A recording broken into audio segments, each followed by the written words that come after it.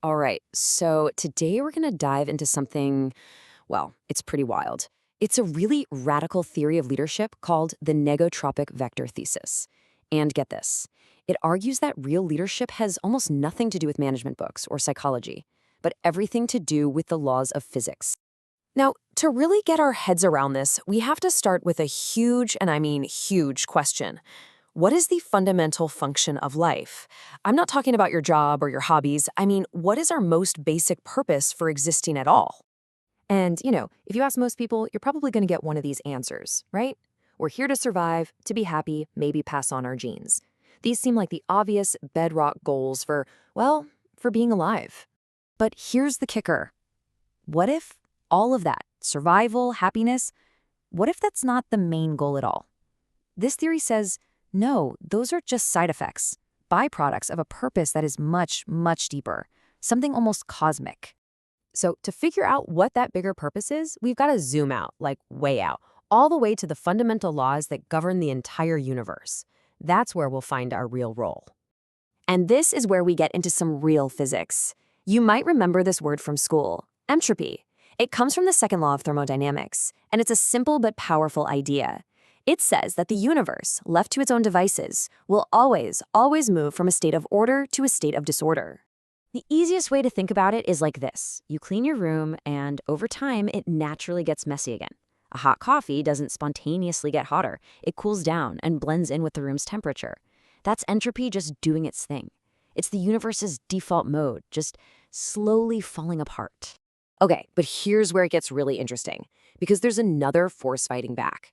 On one side, you have entropy, which is all about chaos, decay, and disorder, but pushing against it is its polar opposite, a force this theory calls negentropy, which is all about order, structure, and intelligence. And this is the absolute core of the whole idea.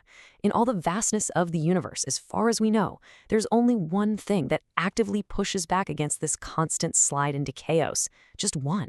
And that one thing is life. Life is the force that takes random, chaotic stuff and organizes it into complex, ordered systems.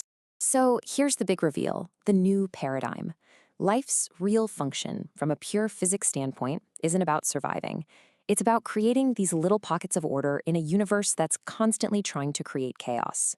We are, quite literally, a local reversal of entropy. Okay, hang on, because this is where the theory takes a turn that is honestly pretty mind-blowing. It takes this law of physics and uses it to completely redefine one of our oldest, most debated concepts, the nature of good and evil. So, in this framework, you can basically define morality with math. It's wild. Good is any action that creates order, that creates structure, that takes chaos and makes it less chaotic. And evil? Evil is any action that spreads disorder, that breaks things down. It's not about what you intended to do, it's about the physical result. Are you building things up, or are you tearing them down? All right, so let's bring this down to earth. If good is creating order, then what in the world does a good leader actually do? This is where all that cosmic physics stuff becomes super practical and maybe even a little uncomfortable. It's not about your charisma or your title at all. It's about your physical effect on the systems around you. The theory gives a leader just one single question to measure themselves by. After every meeting, every decision, every single interaction, you have to ask yourself this. Did the system become more organized or more chaotic simply because I was in the room? Just think about that. Did you walk in and clarify a confusing mission? That's creating order. Did you solve a fight that was gumming up the works? That's collapsing disorder. Or did you introduce some vague new idea that just made everyone more confused? Did you stir up drama? Well, that's just adding to the entropy. So you see, this changes everything about how we think of leadership. It's not a job title anymore. It's a force, a vector. It has a direction, and it's either pushing towards order or towards chaos. And this quote from the original thesis just nails it. It sums up the whole idea perfectly. I am not here to manage. I am a negentropic vector. I enter a room and the disorder collapses into structure. That is the physics of leadership. I mean, what a powerful way to think about your own impact. And that really brings it all back to us, doesn't it?